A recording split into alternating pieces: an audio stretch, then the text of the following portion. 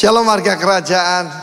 Selama sebulan ini kita belajar apa artinya Godfidence, yaitu confidence in God, dan juga no confidence in the flesh. Kita melihat sebagai contoh dalam kehidupan Musa terbagi dengan 3 episode dalam hidupnya.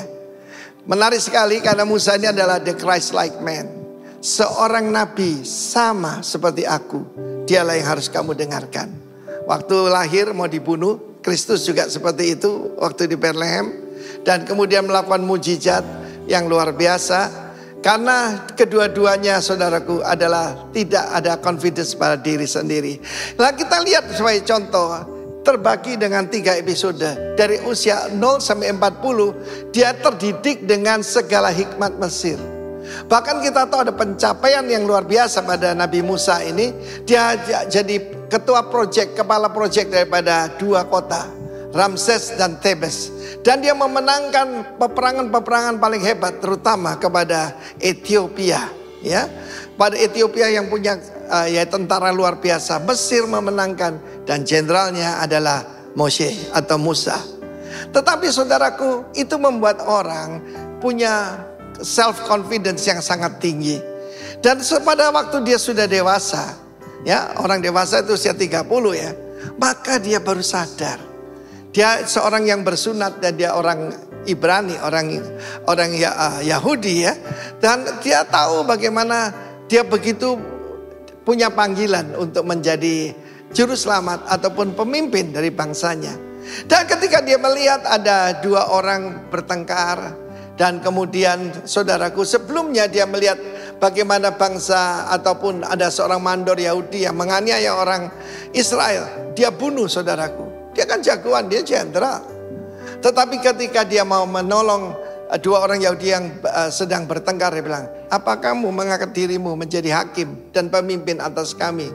Sebab kami tahu kamu juga kemarin membunuh orang Mesir itu. Dikira tidak ada yang tahu.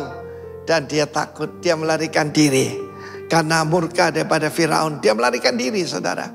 Dan usia 40 sampai 80, very humbling experience. Karena apa? Untuk menghilangkan self confidence paling susah itu tinggal di pondok mertua indah. Dia tidak punya pekerjaan, dia harus bekerja kepada mertuanya. Dan pasti disindir-sindir oleh ipar-iparnya. Karena kamu nikah sama Zipora aja, makanya lu bisa hidup. Kamu ini pelarian. Saudaraku, demikian juga untuk menghilangkan self confidence dalam hidup kita. Seringkali Tuhan izinkan humbling experience.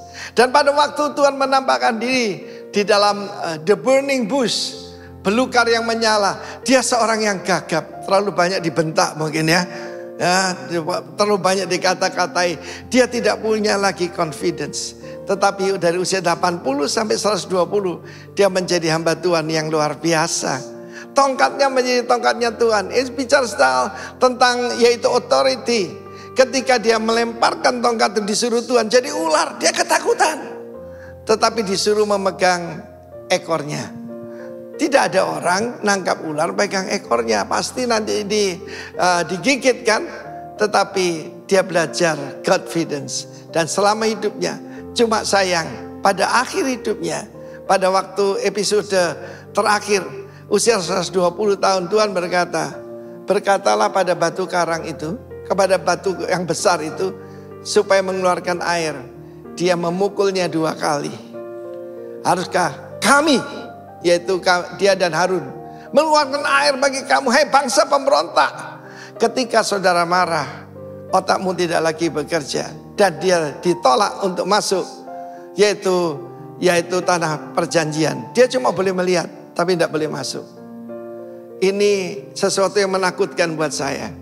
Kalau saya taat pada Tuhan, tapi jangan sampai jadi kembali overconfident. God bless you all. No confidence in the flesh, but confidence in the Lord. God bless you. Amen.